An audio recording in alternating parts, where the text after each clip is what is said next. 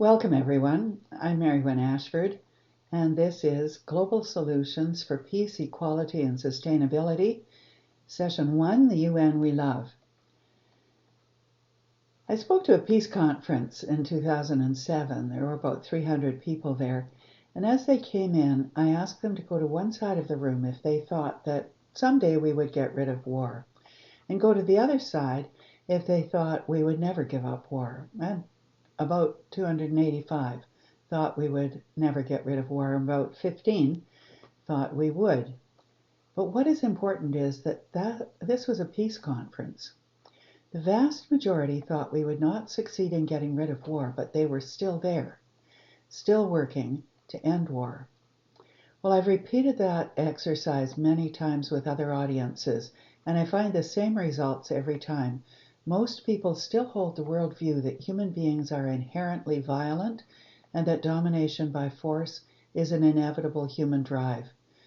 We know now that the worldview is incomplete. We are hardwired to be cooperative, but our attention is drawn to conflict.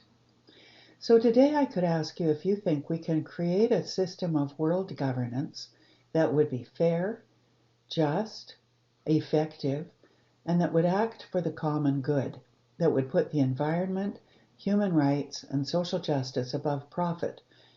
And I'm guessing many of you would be skeptical or mistrustful that we could ever achieve it, and we've got good reason to be mistrustful. Leaders have betrayed our trust again and again. Leaders of government, of corporations, even of religions have acted in unbridled self-interest.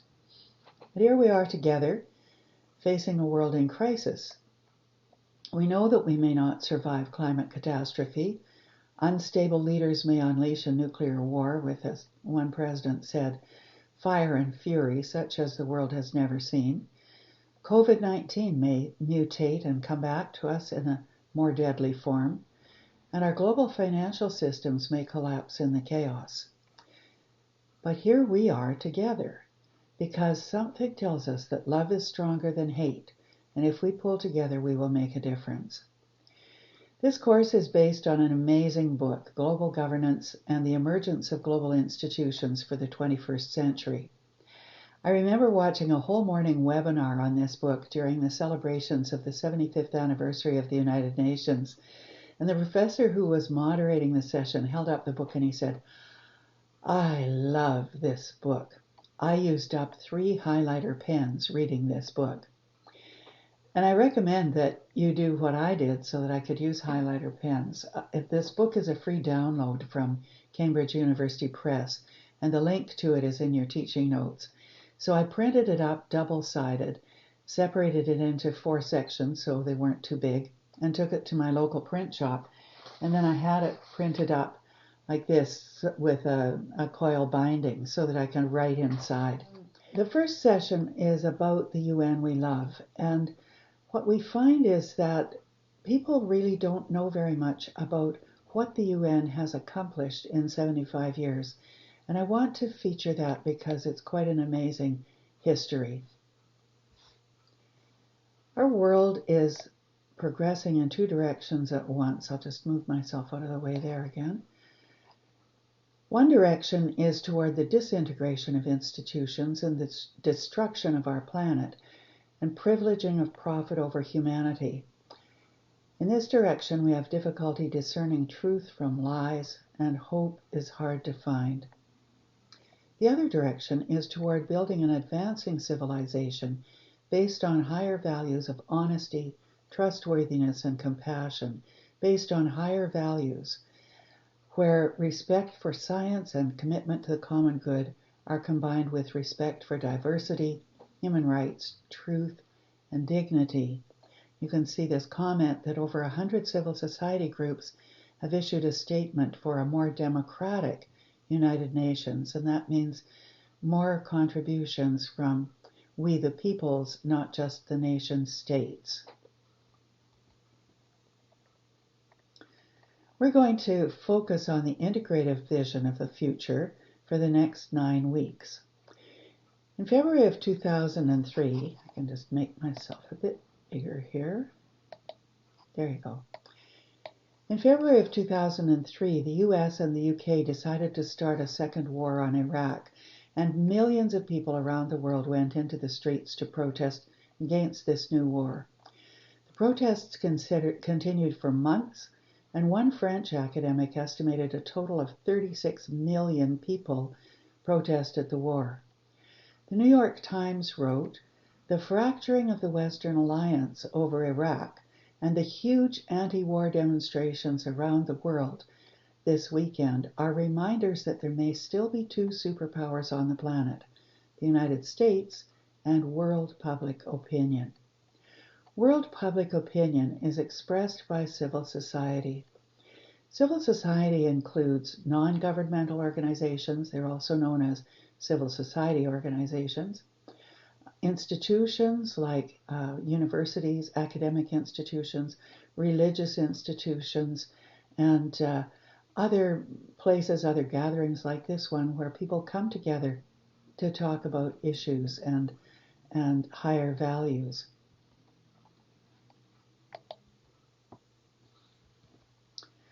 A successful society has three pillars: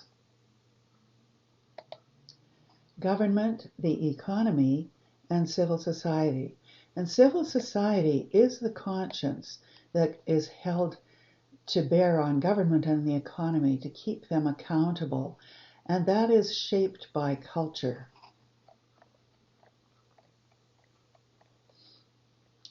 Well, we didn't succeed in stopping the war in Iraq, but we did show the strong public opposition to war and our determination to have a voice in the future.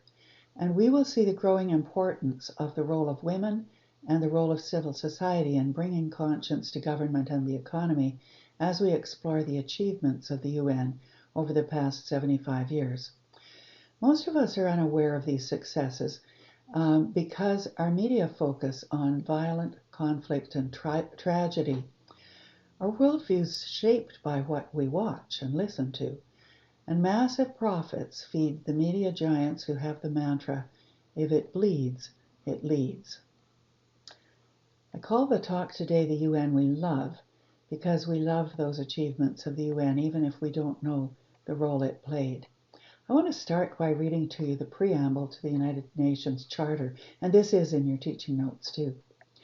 "We, the peoples of the United Nations, determined to save succeeding generations from the scourge of war, which twice in our lifetime has brought untold sorrow to mankind, and to reaffirm faith in fundamental human rights, in the dignity and worth of the human person, in the equal rights of men and women and of nations large and small, and to establish conditions under which justice and respect for the obligations arising from treaties and other sources of international law can be maintained, and to promote social progress and better standards of life in larger freedom. And for these ends, to practice tolerance and live together in peace with one another as good neighbors, and to unite our strength to maintain international peace and security, and to ensure, by the acceptance of principles and the institution of methods, that armed force shall not be used save in the common interest, and to employ international machinery for the promotion of the economic and social advancement of all peoples. To these ends, we have resolved to combine our efforts to accomplish these aims." This charter is a beautiful affirmation of the aspirations of a world that had just emerged from war.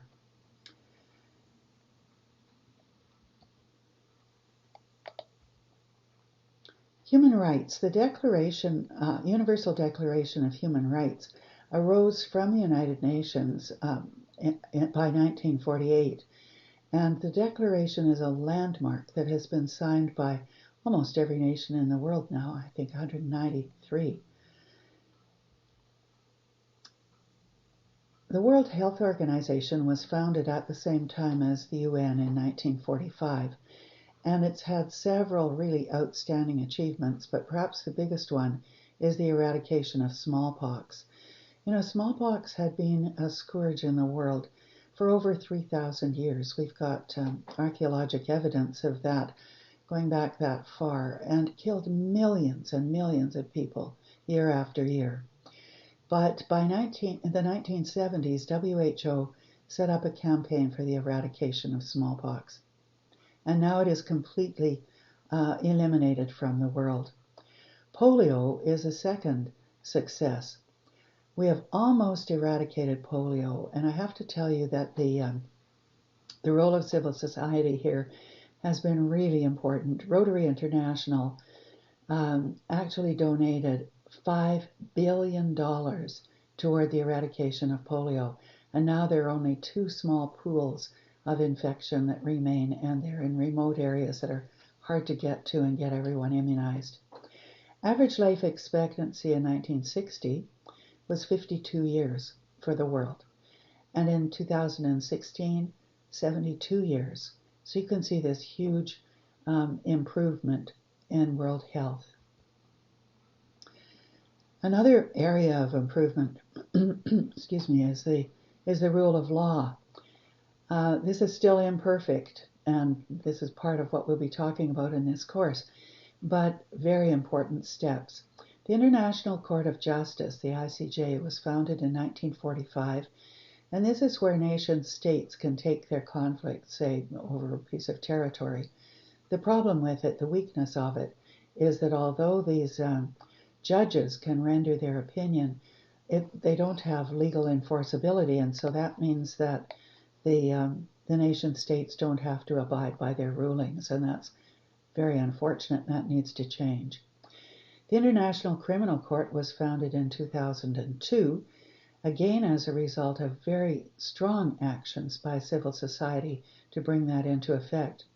International Criminal Court is important because it means that leaders who initiate a genocide or commit war crimes or crimes against humanity can be now held personally accountable, and they can be prosecuted at the International Criminal Court in The Hague and be sent to jail, and in fact they're effectively being dealt with that way. And in 2017, a statute on the crime of aggression was added to the ICC. This one says that basically the leader who initiates a war with the first acts of assassination or bombing can be held personally responsible for the crime of aggression. UN nation building. The RAND Corporation did a study a number of years ago about whether or not the UN was successful in nation building, and they found, perhaps to their surprise, that 67% of efforts by the UN on nation building are successful. What do we mean by nation building? Well, I put an article about that into your teaching notes, but in general, just think of those things that are necessary in order to have a functioning nation, such things as setting up a system for voting, free and fair elections, a financial system that is protected from corruption, employment systems, and that sort of thing. So that's one success in nation building. Another is decolonization. In 1945, there were several imperial rulers, empires around the world, and the UN supported the rights of nations to govern themselves, and they supported decolonization. Disarmament, this is my field. Biological weapons were banned in 1972, and chemical weapons were banned in 1993.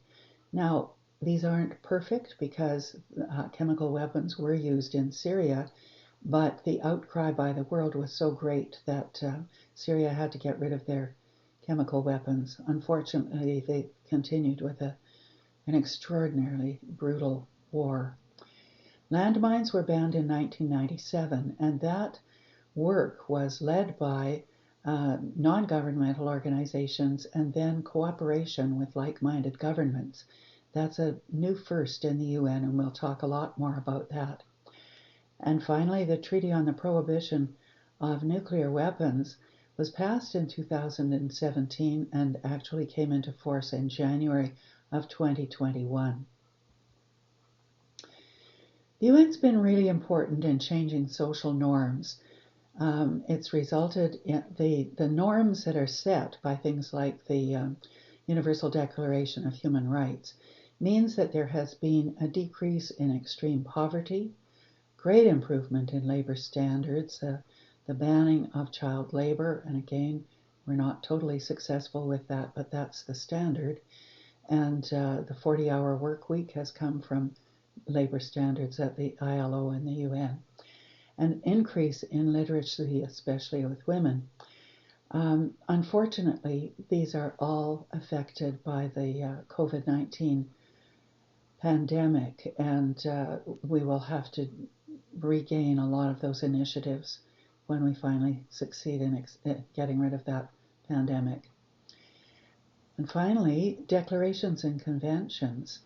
These are statements by countries to indicate their support for certain principles, and the rights of the child is a very important one. Children have the right to humanitarian aid in the time of war and humanitarian corridors for safe passage. And again, these are not legislated as and enforceable as yet, but they will have to be made that way. The rights of Indigenous peoples are proving to be very important in setting standards for countries to address the oppression of their Indigenous populations. So we'll stop there and move into the discussion groups and remember the homework for next week of the two films. Thank you.